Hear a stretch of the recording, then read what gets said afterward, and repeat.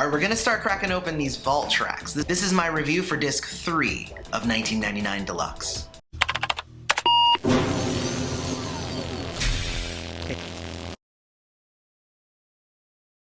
Hey everybody, welcome back to Prince's Friend, exploring music through Prince. We're having an amazing time doing these reviews for 1999 Deluxe Edition. But before we jump into that, don't forget to check out patreon.com/princesfriend, where you can support the channel. And during the month of December this year, we are sharing a bunch of fun stuff with all of the patrons. So you definitely want to be a part of that. Go to patreon.com/princesfriend.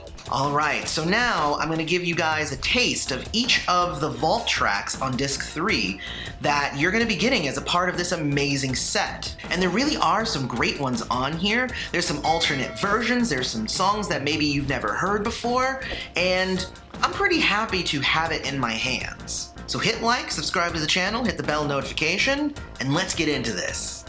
Let me touch your body, baby. Let me feel you up. Come on, baby. Let me feel you up. Let me touch your body, baby. Let me feel you up. Come on, baby. So Feel You Up obviously feels very much like a demo, but it's really just an earlier version of the song. And it's really hard not to compare the two, in my opinion, just because, you know, it's the same lyrics and the beat is similar, the arrangement is different, the production value is different. Obviously, Prince was able to pull this one back out many years after this version and make it, I believe it was the B-side for Party Man. So he was able to do some amazing stuff with this song. And actually now going back to the original version, I don't know, it feels odd and I'm like, I don't know if I like this one. But guess what? My middle kid was like, no, Daddy, this one's pretty good. And I'm like, okay, maybe I need to listen to more of this. Irresistible bitch. Ooh, when you talk. Irresistible bitch. I love the way you kiss. Irresistible. Oh God, I wish I could see. Every Friday night I call your body. The second track is Irresistible Bitch, and this one is a pretty cool version of this one. I like it because he's doing it almost in kind of like a Morris Day kind of, why am I not the one you ever get to take home? But it feels like, you know, it's a little bit angrier, it's less subdued, like he hasn't been beaten down yet. In the booklet for 1999 Deluxe, Dwayne Tudall, who made a lot of the vault notes, he actually mentioned that these two songs were actually kind of put together at one point for a possible follow-up project after 1999. And obviously Prince took these tracks and worked them and reworked them, and eventually we got the final versions. But even these demos are really cool for these. Both are also supposedly written by Jamie Starr, which is a fun little note. Money don't grow on, money don't grow on trees. Money don't grow on trees. Track 3 is called Money Don't Grow on Trees. And according to Dwayne Tudall's notes, there was a version of this that Prince recorded for the Hookers kind of as a demo to show them how he wants them to sing it. The Hookers eventually became Vanity 6, obviously. But that this version appeared to be like his version that he did for himself, maybe before he realized that he wanted to give it to the Hookers. I assume it's because he's actually kind of singing it in like a normal voice. He's not affecting his voice like he normally does when he's doing demos for somebody else to like sing it that way. You know, like on Prince's originals, like he changed his voice to fit who he was writing those songs for. And on this one, it actually just kind of sounds like Prince is singing a song. It feels really natural, and I kind of dig the song itself. It's kind of jumpy and kind of fun, and I dig it. Johnny was half boy, half girl. She taught me how to dance. Used to do it with the TV on. A little good romance. Half boy, half girl. So Vagina was obviously named after what Prince originally wanted to call Vanity. It was going to be Vagina and the Hookers. So I'm so happy that they ended up not going with that. And even though this song never got on an album, it honestly sounds perfect for Vanity 6. It sounds very much like the other songs written for Vanity 6. It definitely sounds like doo-wop, beach party kind of feel to it that most of the Vanity 6 self-titled album, it kind of sounded like to me. You can go back and watch my review of that that where I kind of said pretty much that. And I've actually heard a lot of people kind of go nutso over the song and say like, it's my favorite off of the 1999 Deluxe. But for me, I don't know, it's a little off. The lyrics are kind of fun and kind of funny, and it's got a bouncy kind of happy beat, but it honestly feels like Prince like wrote the song and he recorded it to kind of get an idea out before he would move on to a better version of that idea. Dwayne Tudall's notes even say that he doesn't think that this song was actually written to be used with the group. It was more kind of a song about the group. Oh, it was like a theme song almost. Good song though. People today won't change, got to rearrange. Kids today want love, the kind we're dreaming of. Your music won't make me dance, I won't give it half a chance. People today won't change. Rearrange, however, is one of my very favorite tracks off of 1999 Deluxe. I really feel like it's one of the coolest ones on here. It's got that funky scratch guitar that I love, and the way that he delivers his vocals, kind of going up, kind of going down, it's really emotional. Like, I dig that so much. It's a song about thinking differently about music, and obviously to Prince, music was life, so it's about just thinking differently so you can live a better life. And like, what's not to like about that? Generation, wanna change the world. The only thing that's in our way is you. The old-fashioned music, the old ideas. The next track is Bold Generation, and Dwayne Tudall actually let us know in the booklet that this was the only song on this set that was sourced from a cassette, so that's pretty cool. Obviously, Bold Generation was Prince's first crack at new power generation before he kind of realized like what direction he really wanted to go with it and what shape he wanted it to take. On 1990's Graffiti Bridge, he was able to do that. Hearing this early iteration though is super cool. It's slightly slowed down, focuses a little bit more on the synths than the bass, which was more his style back then. But I also think that listening to the two versions of the song, you can feel the evolution of Prince and his own musical styles between the two.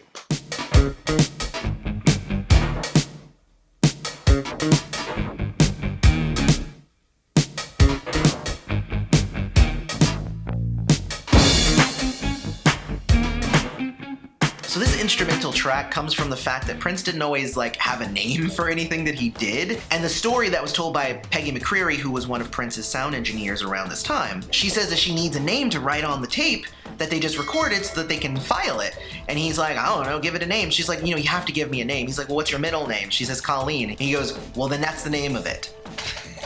So she wrote Colleen on there. And honestly, I personally dig the instrumental track itself. It doesn't go on for too long. It's not super repetitive. You can hear that this is kind of like laying down the groundwork for songs like Lady Cab Driver. But I also love the idea of just having fun in there and like, I'm just jamming, I'm just making some music. I don't know what to name it. It doesn't have a name, it's just music. I'm an international lover. Let me take you around the world, yeah.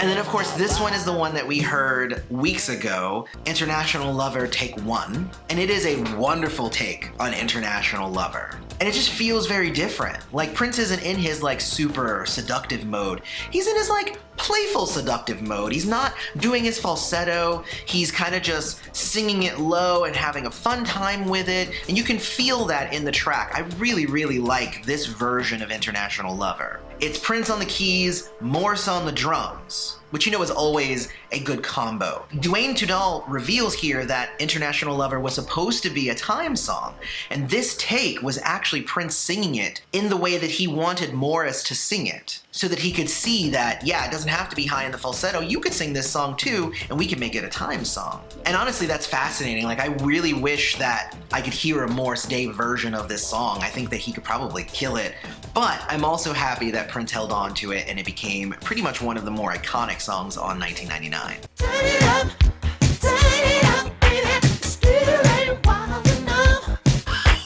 Turn it up, baby. Ready for the heavy stuff.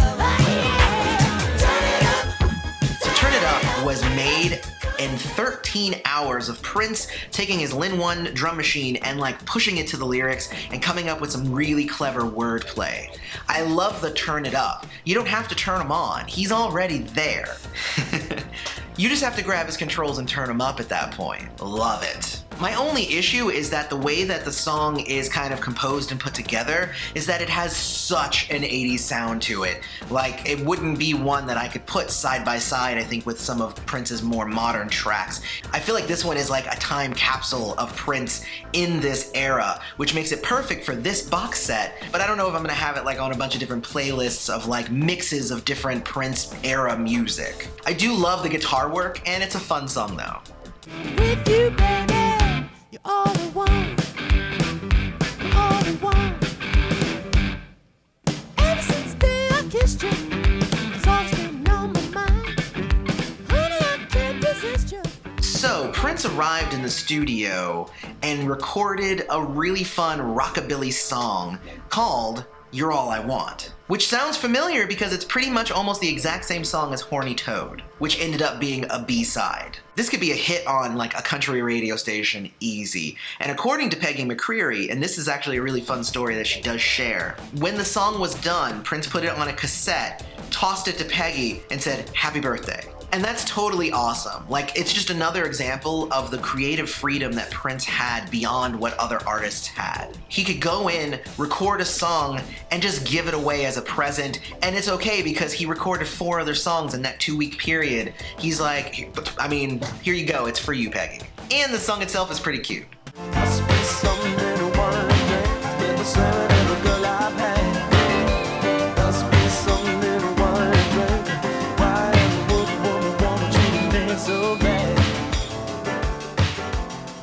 So this version of Something in the Water, it's slower. It's the version before Prince decided to like push his Lin drum machine like crazy fast because it, you know, you can hear that the beat's there, but it's slow, but it still really sounds great. My very favorite part of this is at the beginning where you can hear Prince putting the claps in where he wants the claps to be, because he's like, all right, I'm laying down the basic track here and I know that I'm gonna want to record this again later on, but this is gonna be an amazing song, so I have to put the claps in. This one and a few others were done in his basement, in his own private home studio. And again, that was a part of the freedom that Prince had, is that he's like, if I want to record something, I have my own studio here, I'll just go down to my basement and record it. And I feel like it's almost the perfect precursor to the final version of the song. I feel like he's singing it like he still has some autonomy and he's kind of requesting to be let free, and that he really feels like there might be a chance that he'll be set free. Whereas on the one that we get, it's more pleading, it's more like I'm shouting to the ether and hoping that you'll hear me, but I know that you won't. So I'm very happy that he ended up going back and doing the song again and making it the version we eventually got. But I dig this demo version as well.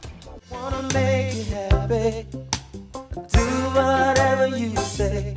If it make you happy, girl, I come home right away. I'll give you all my money. So this song, If It'll Make You Happy, is sweet, but like right from the get-go, you can hear that it doesn't have like that edge that Prince was looking for 1999, or the album before it, or I think anything that came after it. I don't think it really had the feel for any of the larger projects that he did. That doesn't make it a bad song, but you know why it wasn't included on some of these other albums. The story in the booklet is also pretty cool because it kind of lets you in on the fact that like Prince would record 90% of the stuff in this era by himself, but that this was one of the songs where he did bring Des Dickerson in, and he let him do the rhythm guitar and the vocals, and he really wanted to share this song with his friend because they respected each other musically and they respected each other's opinions. And that makes me like the song even a little bit more, so I do like it. I don't know if I love it though.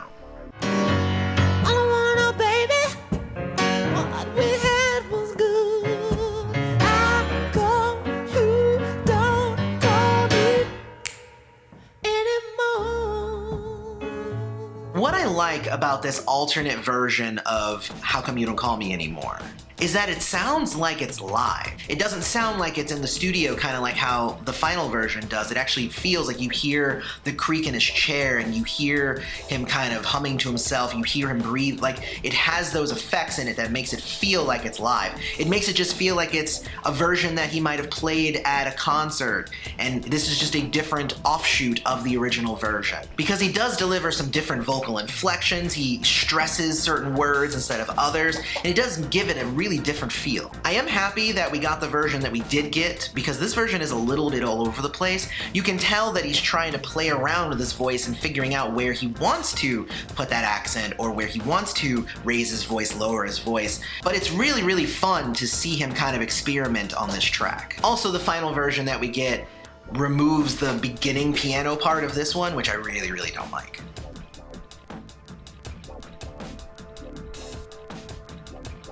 So my final conclusion on this disc is that it's really good. It has 6 alternate versions of songs that we know and love. It has 7 other new tracks for some of us. Obviously, those of you who are heavy in bootlegs probably already heard these songs, but even at that point, like, it's really cool to have these songs remastered. I think the only thing for me is that it doesn't feel like there was like a cohesive message or any kind of story. I feel like these songs are kind of on here because they felt like having them in this order and not necessarily for any other particular reason. Like, none of these songs particularly go together. It's just, hey, here's half of the songs that we're gonna give you. And that's not a knock or anything, but you know me, I love the fact that you can take Prince's songs and you can kind of put them in an order that will tell some kind of story, but I didn't get any of that from this. This is just a collection of good songs. What did you guys think of the first disc of the Vault tracks? Let me know about that down in the comments. Also, don't forget to hit like, subscribe to the channel, hit that bell notification, follow us on social media at PrincessFriendYT. That's on Facebook, Instagram, and Twitter. And check out the Patreon at patreon.com/princessfriend, where you can help support the channel directly. It means so much more than you could ever guess. With all of that said, may you live to see the dawn. I love you all.